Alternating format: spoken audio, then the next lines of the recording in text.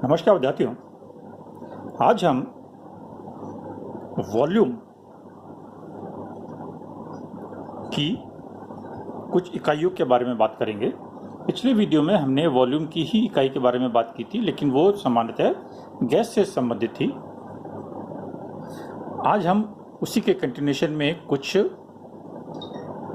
द्रव पदार्थों को या लिक्विड्स को नापने के लिए कौन सी इकाइयाँ सामान्यतः यूज़ की जाती हैं या हम अपने नॉर्मल प्रैक्टिस में सामान्य उपयोग में लेते हैं और उनका क्या लगभग आयतन होता है, क्योंकि कई बार हम सुनने में देखते हैं गैलन्स या पाउंड या ऑन्स।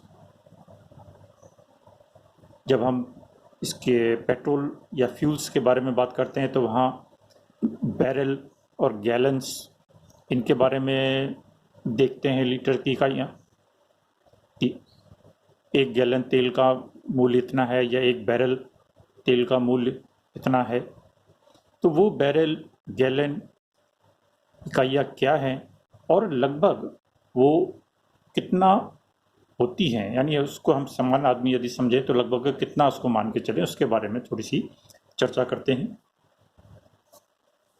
एक क्यूबिक मीटर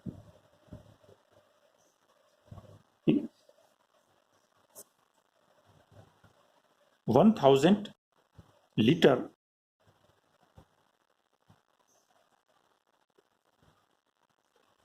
ये 1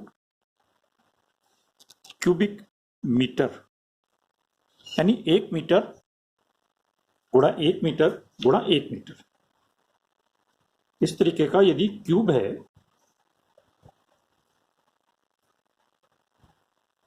तो 1 मीटर लंबा, 1 मीटर चौड़ा और 1 मीटर ऊंचा। यदि हम एक क्यूब या घन आकृति मान लें तब इसमें कितना वॉल्यूम किसी लिक्विड का आएगा, चाहे वो फ्यूल हो, तेल हो या पानी हो या दूध हो। तो ये 1 metre into 1 metre into 1 metre का हो गया।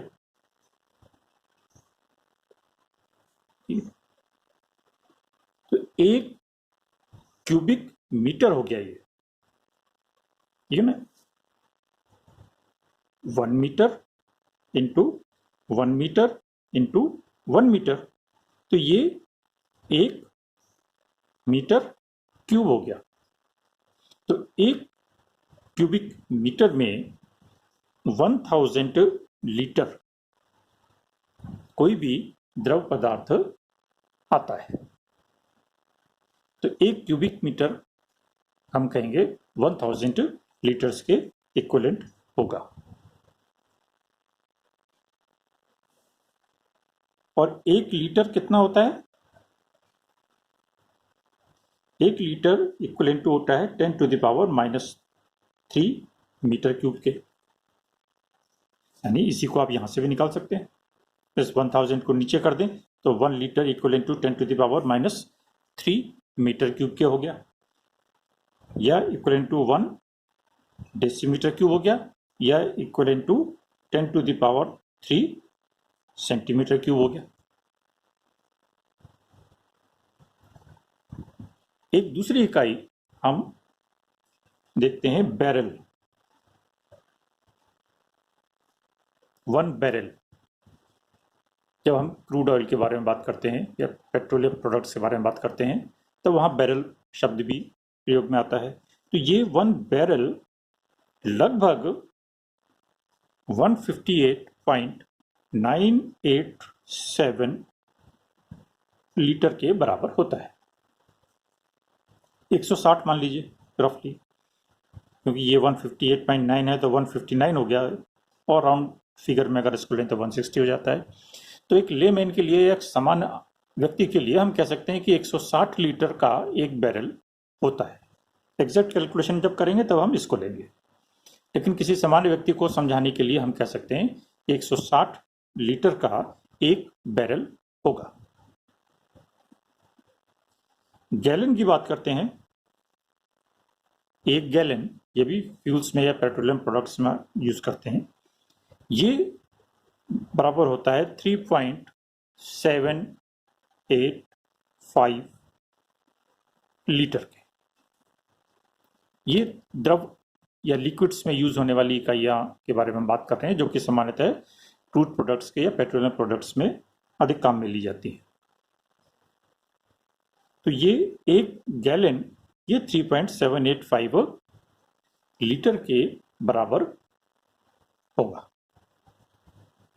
राउंड फिगर में आप इसको 4 कह सकते हैं, लेकिन क्योंकि 3.78 का 3.8 हो गया, और किसी सामान्य व्यक्ति के लिए हम कह सकते हैं कि लगभग 4 लीटर के बराबर एक गैलन होगा। एग्जैक्ट कैलकुलेशन में हम ये फिगर यूज करेंगे।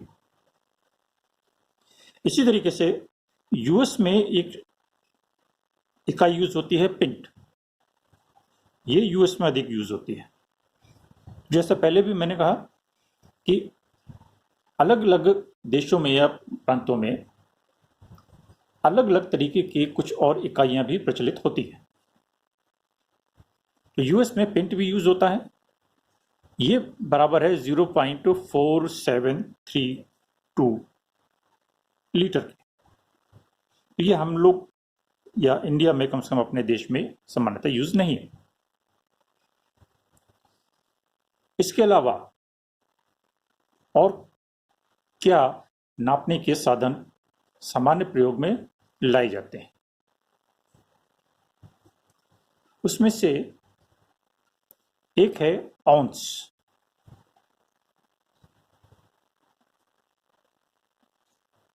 और 8 औंस का ये लगभग 1 कप के बराबर आयतन बनाता है।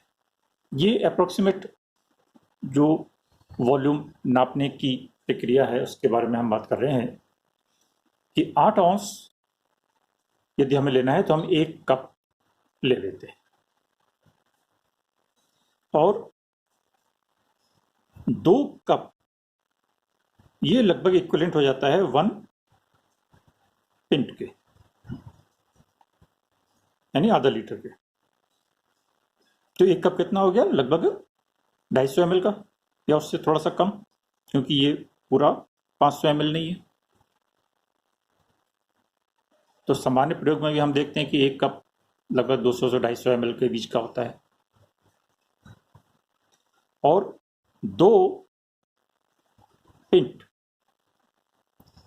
ये 2 पिंट इक्विवेलेंट हैं 1 क्वार्ट के। ये भी एक इकाई है लिक्विड्स के लिए। और 4 क्वार्ट्स ये इक्विवेलेंट हैं 1 गैलन के लिए, यानी गैलन हमने यहां लीटर में डिफाइन किया है 3.785। तो 4 क्वार्ट्स 1 गैलन यानी इक्विवेलेंट टू 3.785 लीटर के हो गया। और 1 गैलन ये 128 ऑन्स के इक्विवेलेंट होता है। अब 1 ऑन्स का क्या मतलब है? इसको हम OZ लिखते हैं। OZ या आउंस ये सामान्यतया वेट की इकाई है,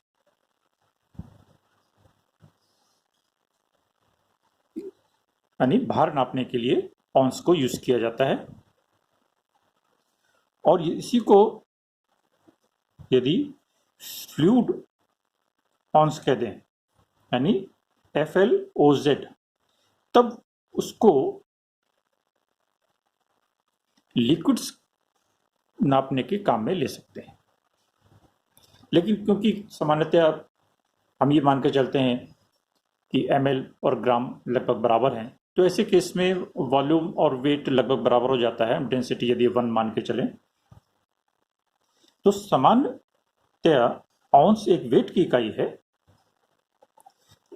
लेकिन फ्लूइड्स में यदि फ्लूइड आउंस के रूप में हम इसको लें तब वो लिक्विड में भी काम में ली जा सकती है। और 1 आउंस ये कितना होता है? 28.35 ग्राम, लगभग 28 ग्राम का 1 आउंस होता है। उसी तरीके से 1 पाउंड भी होता है, ये भी वेट की इकाई है, ये 16 आउंस के बराबर है। कुछ इकाइयां अपने देश में प्रयोग में नहीं लाई जाती हैं, यूके में या दूसरे और कंट्रीज में, देशों में इसको अधिक काम में लिया जाता है। जब न्यू बॉर्न बेबी होता है तो उसको भी सामान्यतः पाउंड में हम उसका वेट देख लेते हैं। तो ये 1 पाउंड लगभग 16 औंस के बराबर होता है। और 1 औंस कितना है? 28 ग्राम का। तो 1 पाउंड कितने के बराबर हो गया? 16 इंटू 28.35 ग्राम के 1 पाउंड हो गया। तो इस तरीके से ये कुछ इकाइयां हैं जो कि लिक्विड्स के लिए काम में ली जाती हैं। और विशेष रूप से अखबार में हम पढ़ते हैं कि पेट्रोलियम प्रोडक्ट्स को बैरल या गैलन में यूज़ किया जाता है। और घरों में हम इसको कप में रूप में या औंस के रूप में, या छोटे छोटे चम्मच भी आते हैं, स्पून्स आते हैं, वो भी अलग अलग लगभग नाप के होते हैं, 5 ml का, 10 ml का, 15 ml का। टी स्पून या टेबल स्पून हम लेते हैं तो उसका भी एक डेफिनेट नाप हो जाता है कि 5 ml लेना है तो 1 टीस्पून ले लिया, या 10 ml लेना है तो 2 टीस्पून ले लिया। दवा के ढक्कन भी कई बार उस पर भी मार्क लगा हुआ होता है 5 ml और 10 ml का, तो डॉक्टर्स भी प्रिस्क्राइब करते हैं कि 1 ढक्कन या 2 ढक्कन दवा आप पी लीजिए। तो 1 ढक्कन यदि 5 ml का है तो 2 ढक्कन दवा 10 ml के बराबर हो जाती है। तो वो कुछ अप्रॉक्सीमेट वॉल्यूम ऑफ लिक्विड्स नापने के काम में आती है। तो ये कुछ इकाइयां हैं जो कि लिक्विड के वॉल्यूम्स को नापने में काम में लेते हैं।